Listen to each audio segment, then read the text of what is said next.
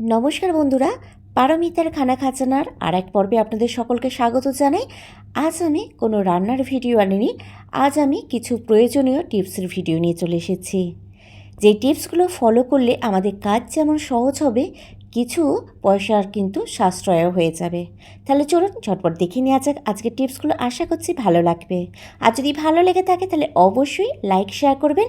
আর আমার চ্যানেলে নতুন বন্ধু হয়ে থাকলে অবশ্যই চ্যানেলটা সাবস্ক্রাইব করে রাখবেন। তাতে আমি যখনই কোনো ভালো ভালো ভিডিও বা রেসিপি আপলোড করব, খুব সহজে তা পেয়ে যাবেন। আমার প্রথম টিপসটা হলো মাটির প্রদীপ নিয়ে। আমরা মাটির প্রদীপ একবার জ্বালানোর পর সেটা আর জ্বালাই না, ফেলে দিই। কেননা ধর্মীয় মতে মাটির প্রদীপ কিন্তু একবারই জ্বালানো যায়, দ্বিতীয়বার সেটা জ্বালানো যায় না। কিন্তু আমরা গৃহিণীরা কিন্তু সব কিছুই ফেলে দেওয়ার আগে একবার হলেও ভাবি সেটাকে পুনরায় কিছুতে ব্যবহার করা যায় নাকি। আর আমরা বাড়িতে যে কোনো ছুরি বা গ্রেটার অনেক দিন ধরে ব্যবহার করার ফলে সেটার কিন্তু ধারটা কমে যায়। তো আজকে আমি সেই মাটির প্রদীপ দিয়ে এই ছুরি বা গ্রেটারগুলো ধার করে দেখাবো। কেননা এই ধার খুব সহজে দেওয়া যায় না, তার জন্য কিন্তু আমাদেরকে পয়সা খরচা করে মার্কেটে যে ধার করিয়ে নিয়ে আসতে হয়। তো যেটা করতে হবে সেটা হলো এই একটা মাটির প্রদীপ নিয়ে গ্রেটারের ওপর এইভাবে গ্রেট করতে হবে বা এইভাবে কিছুক্ষণ ঘষে নিতে হবে। বেশ কিছুক্ষণ ঘষার পরই কিন্তু দেখবেন, বুঝতে পারবেন যে গ্রেটারগুলো কিন্তু আগের থেকে অনেকটাই ধার এসে গেছে। আর ছুরিতেও কিন্তু ঠিক এই একই রকমভাবে যেখানটা ধার দেওয়ার প্রয়োজন হবে সেই জায়গাটা এইভাবে বেশ কিছুক্ষণ ঘষে নিতে হবে। বেশ কিছুক্ষণ ঘষার পরই কিন্তু দেখতে পাবেন ছুরি বা গ্রেটারে কিন্তু খুব ভালো রকম ধার এসে গেছে। তো অবশ্যই বাড়িতে কিন্তু এই টিপসটা ফলো করে আমাকে জানাতে ভুলবেন না যে আপনারা উপকার পেয়েছেন নাকি, আর কেমন লাগলো সেটাও কিন্তু জানাতে ভুলবেন না। আমাদের পরের টিপস হলো সুইচ বোর্ড নিয়ে। সুইচ বোর্ড অনেক দিন ধরে ব্যবহার করার ফলে কিন্তু তাতে অনেকটাই ময়লা জমে যায় বা নোংরা দেখতে লাগে, বিশেষ করে সাদা রঙের সুইচ বোর্ড হলে কিংবা কোনো হালকা কালারের সুইচ বোর্ড হলে। আবার এই সুইচ বোর্ড আমরা নোংরাও রাখতে পারি না, পরিষ্কারও করতে হয়, কিন্তু জল আর সাবান দিয়েও কিন্তু পরিষ্কার করা যায় না, তাতে কিন্তু কারেন্ট লাগার বা শর্ট লাগার ভয় থাকে। সেই জন্য আজকে আমি অন্য পদ্ধতিতে আপনাদেরকে সুইচ বোর্ডটা পরিষ্কার করে দেখাবো। তার জন্য আমি এখানে নিয়ে নিয়েছি নেল কালার রিমুভার, মানে যেই নেল পলিশ রিমুভার দিয়ে আমরা নেল পলিশ তুলে থাকি সেই নেল পলিশ রিমুভারটা। আর নিয়ে নিচ্ছি সামান্য পরিমাণ, মানে একটু তুলো, সেই তুলোর মধ্যে নিয়ে নিলাম রিমুভারটা। নিয়ে দেখুন তুলোটা এইভাবে সুইচ বোর্ডের ওপর ঘষতেই খুব সহজেই কিন্তু ময়লাটা উঠে যাচ্ছে। হালকা হাতে ঘষলে কিন্তু দেখতে পাচ্ছেন ময়লাটা উঠে যাচ্ছে। তো এইভাবে আমি ঘষে নেব, দেখবেন ময়লাটা খুব তাড়াতাড়ি পরিষ্কার হয়ে গেছে আর আমাদের কিন্তু কারেন্ট লাগারও কোনো ভয় থাকছে না। তো আপনাদের কেমন লাগলো এই টিপসটা অবশ্যই কিন্তু আমাকে কমেন্ট করে জানাবেন। আর কোন কোন বন্ধু কীভাবে সুইচ বোর্ড পরিষ্কার করে থাকেন সেটাও কিন্তু আমাকে জানাতে ভুলবেন না। আর যেসব বন্ধুরা এই টিপসটা আগে জানতেন না তারা অবশ্যই কিন্তু বাড়িতে এটা ফলো করে দেখবেন। আশা করছি আপনারাও কিন্তু উপকার পাবেন। তো দেখুন বেশ কিছুক্ষণ ঘষে নেওয়ার পর কিন্তু তুলোর মধ্যে অনেকটা কিন্তু ময়লা উঠে চলে এসেছে আর সুইচ বোর্ডটাও কিন্তু পরিষ্কার হয়ে গেছে। তো চলুন এবার দেখে নেওয়া যাক পরের টিপসটা। আমার পরের টিপসটা হলো দুধ নিয়ে।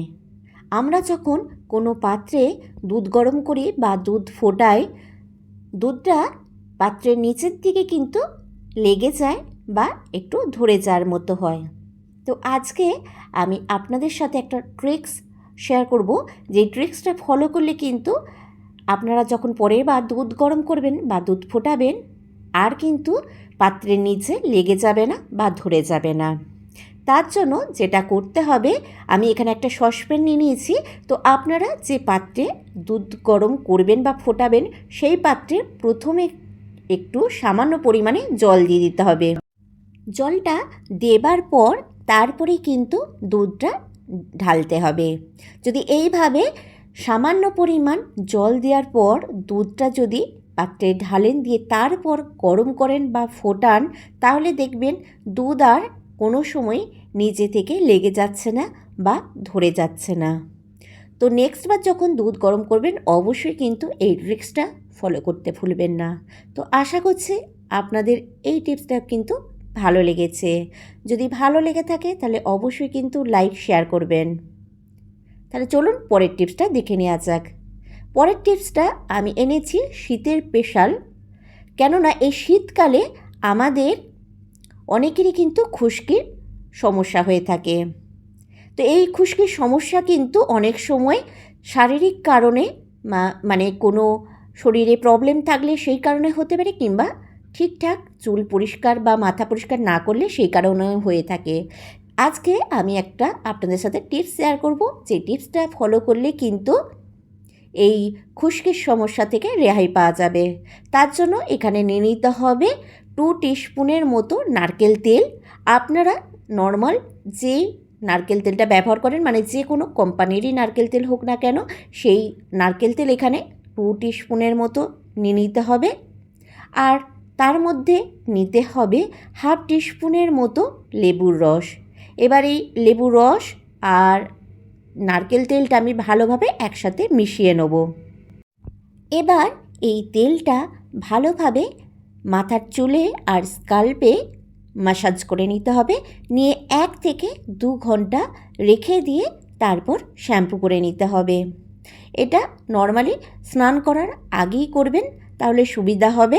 আর হাতে যদি সময় না থাকে মিনিমাম আধা ঘন্টা রাখার চেষ্টা করবেন। আর এইভাবে কিন্তু সপ্তাহে 2 থেকে 3 বার করলে ভালো ফল পাবেন। আর বাড়িতে আপনারা যে শ্যাম্পু ব্যবহার করেন সেই শ্যাম্পু দিয়েই কিন্তু মাথাটা ধুয়ে নেবেন। তো আশা করছি এটা কিন্তু আপনাদের খুব উপকারে লাগবে। আমার পরের টিপসটা আবারও শীতের স্পেশাল। এই শীতকাল আসতে না আসতেই আমাদের সকলেরই কিন্তু সর্দি কাশি বা ঠান্ডা লাগার সমস্যাটা দেখা দিয়ে থাকে।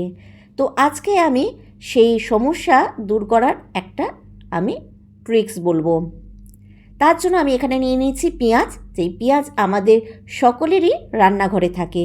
আর এই পেঁয়াজের এতটাই গুণাগুণ আছে যে এটা কিন্তু আমাদের অনেক বিউটি টিপসে এবং ঘরোয়া টোটকাতেও কিন্তু কাজে লেগে থাকে। তো আমি সেই পেঁয়াজকে এখানে কাজে লাগাবো। তো প্রথমে পেঁয়াজটা আমি ভালোভাবে খোসাটা ছাড়িয়ে নিয়েছি। এবার এই পেঁয়াজটাকে আমি গোল গোল করে কেটে নেব। আপনারা ছুরি বা বটি যে কোনো কিছুর সাহায্যেই কিন্তু পেঁয়াজটাকে এইভাবে গোল গোল করে কেটে নিতে পারেন। তো আমি একটু বেশ মোটা মোটা করে গোল গোল করে কেটে নিচ্ছি। তো দেখুন বেশ গোল গোল করে কাটা হয়ে গেছে পেঁয়াজটা। এবার চলুন দেখে নেওয়া যাক এই পেঁয়াজটাকে আমি কিভাবে ব্যবহার করব। তো রাত্রিরে শোবার আগে আমাদের যেটা করতে হবে সেটা হলো এরকম একটা মোজা নিতে হবে। কোনো পুরাতন পরিষ্কার মোজা নিলেই হবে। এবার মোজাটা এইভাবে পায়ে পরে নিয়ে আমি যেই আগে থেকে পেঁয়াজগুলো গোল গোল করে কেটে রেখেছিলাম সেই পেঁয়াজের টুকরোগুলো এইভাবে একটা একটা করে দিয়ে মোজাটা পরে নিতে হবে। এটা ছোট থেকে বড় সকলেই কিন্তু এই টিপসটা ফলো করতে পারেন। তো দেখুন আমি এইভাবে পেঁয়াজগুলো দিয়ে দিচ্ছি, দিয়ে আমি মোজাটা পরে নেব। তো আজকের টিপসগুলো আপনাদের কেমন লাগলো অবশ্যই কমেন্ট করে জানাতে ভুলবেন না। আর কোন টিপসটা সবথেকে বেশি উপকারী মনে হলো সেটাও কিন্তু জানাতে ভুলবেন না। আর যদি আজকের টিপসগুলো ভালো লেগে থাকে অবশ্যই লাইক শেয়ার করে দেবেন। আর চ্যানেলটা সাবস্ক্রাইব করে রেখে পাশে থাকা বেল আইকনটা প্রেস করে রাখবেন। তাতে আমি যখনই কোনো ভালো ভালো ভিডিও বা রেসিপি আপলোড করব সবার আগে নোটিফিকেশান কিন্তু আপনার কাছেই পৌঁছে যাবে।